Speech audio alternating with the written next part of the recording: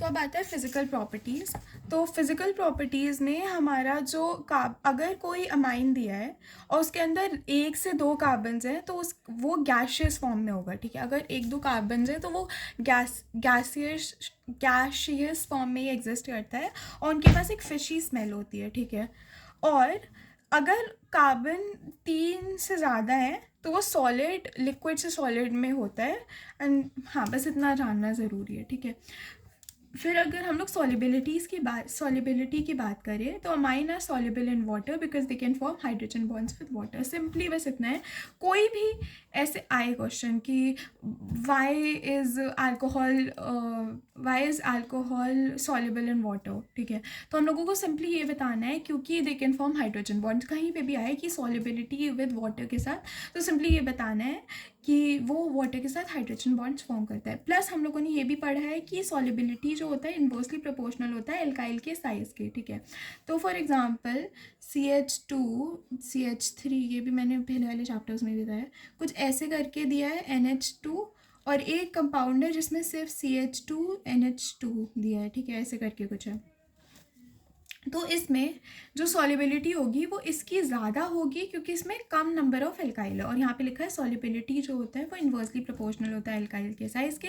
तो इसमें क्योंकि ज़्यादा एल्काइल के साइज कंपाउंड्स हैं तो इसकी जो सॉल्युबिलिटी होगी ये कंपेरेटिवली इसके कंपैरिजन में कम होगी, ठीक है। फिर आता है एक चीज़ लिखी हुई, सॉल्युबिलिटी ऑफ अल्कोहल जो होती है वो ज़्यादा होती है NH2 से। अब एग्ज़ाम में पूछते हैं कि why is the solubility of alcohol more than NH2 RNH2, ठीक है।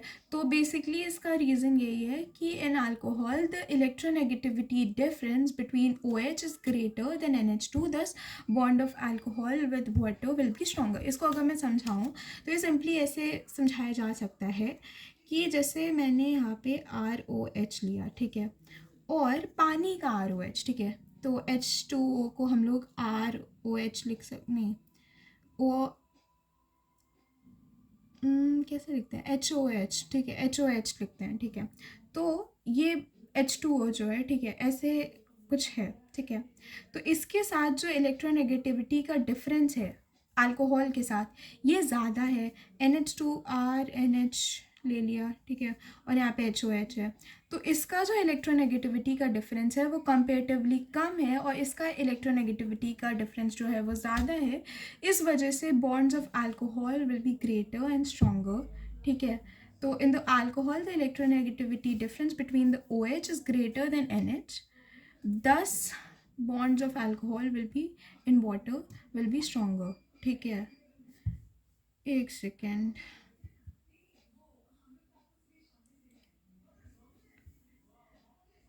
which is greater than NH, एक सेकेंड, मैंने कुछ गलत बताया, माय बैड।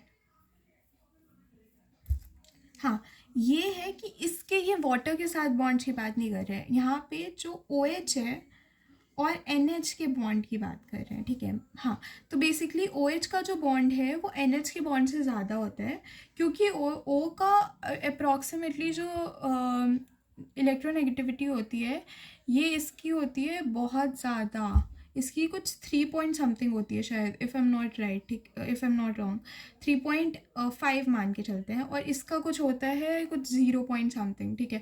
तो इन दोनों के बीच का जो डिफरेंस होता है वो ज़्यादा होता है और इसकी N की होती है कुछ 2 पॉइंट समथिंग और इसका 0 तो रहता ही, मतलब कुछ 0 पॉइंट समथिंग रहता ही है। तो इसका इलेक्ट्रोनेगेटिविटी, इनका डिफरेंस अगर करेंगे तो कुछ 3.3 मान लो, ठीक है।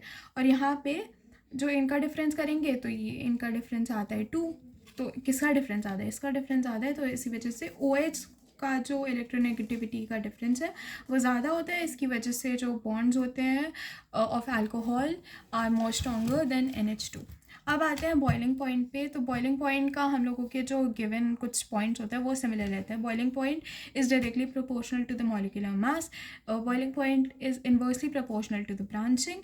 अनकम्पेरेबल मासेस में ये वाला जो है, ये अमाइंस क्योंकि लास्ट चैप्टर है इसमें जितने भी हैं ये बस याद करना है बॉइलिंग पॉइंट के लिए, ठीक है। सबसे पहले सबसे ज़्यादा जो होता है बॉइलिंग पॉइंट वो होता है हमारा कार्बोक्सिलिक एसिड का, फिर होता है अल्कोहल का, फिर होता है NH2 का। अब यहाँ पे अल्कोहल का ज़्यादा इस वजह से होता है क्योंकि hydrogen bonds in alcohol are stronger. अभी हम लोगों ने यहाँ पे जो इधर की तरफ था हम लोगों ने पढ़ाई था, ठीक है। फिर अगर हम लोग बात करें तो फिर आता है हमारा एल्डिहाइड कीटोन, फिर आता है ROR विच इज़ क्या होता है ईथर, एंड फिर RX जो हमारा एल्काइल हैलाइड होता है या हैलो एल्केन होता है, और फिर हाइड्रोकार्बन्स का सबसे लो होता है हाइड्रोकार्बन्स का, ठीक है।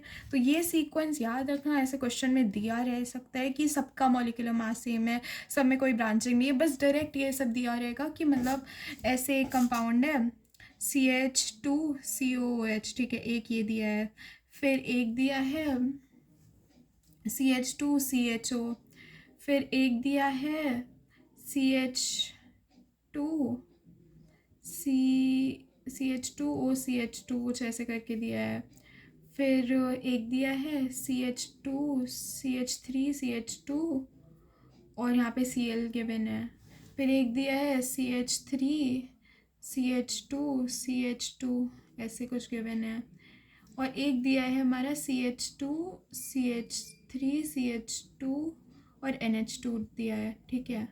और एक और भी ले ही लेते हैं, सभी कंफर्म सभी ले लेते हैं, CH3CH2 और OH गिवन है।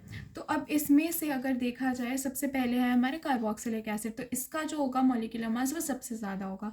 फिर उसके बाद आता है अल्कोहल, तो इसका है, फिर उसके बाद आता है हमारा एमाइन, तो फिर इसका है, फिर उसके बाद एल्डिहाइड कीटोन आता है, तो एल्डिहाइड है यहाँ पे गिवन, फिर आता है हमें ईथर का, और फिर आता है हमारा हैलो एल्केन का, फिर आता है हाइड्रोकार्बन का। तो मतलब इस सीक्वेंस में चल सकता है हम लोग। और बाकी इसमें अगर तुम देख रहे होगे तो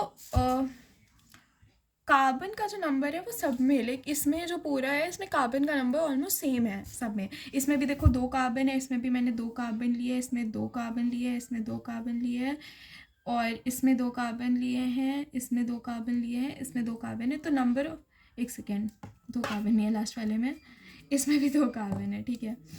तो अगर सब में कार्बन का नंबर सेम है, कोई ब्रांचिंग नहीं है, तो ये कंपेरेबल मासेस के अकॉर्डिंग होता है। अब अमाइंस में एक और चीज़ होती है जो होता है बिटवीन अमाइंस, ठीक है। हम लोगों ने अभी तक जितने भी चैप्टर्स पढ़े हैं उसमें बस हम लोगों का boiling point is directly proportional to molecular mass, inversely proportional to the branching, और फिर आता है मैं कंपेरेबल मासेस, ठीक है। बट अमाइंस के अंदर क्या होता है इसका, तो देखो अमाइंस के अंदर सबसे पहले आता है 1 डिग्री अमाइन, फिर 2 डिग्री अमाइन, फिर 3 डिग्री अमाइन। तो सबसे ज़्यादा होता है 1 डिग्री अमाइन में। अब ऐसा क्यों होता है, ठीक है। तो अब क्या है कि यहाँ पे हम लोगों ने लिया है, एक सेकेंड मुझे थोड़ा सा चेक करना है, ठीक है। तो अब यहाँ पे हमारा 1 डिग्री अमाइन, अब 1 डिग्री अमाइन का मतलब क्या है, उसमें बस एक R लगा है, यहाँ पे बस एक R लगा है, ठीक है। और यहाँ पे फिर 3 एरियाज जो हैं वो खाली हैं जिसमें बस हाइड्रोजन लगा हुआ है, ठीक है। मतलब 2 एरिया में हाइड्रोजन है और फिर लोन पेयर भी है, तो इसके साथ भी बॉन्ड्स फॉर्म किए जा सकते हैं। तो इसमें 3 बॉन्ड के फॉर्म करने की कैपेबिलिटी है।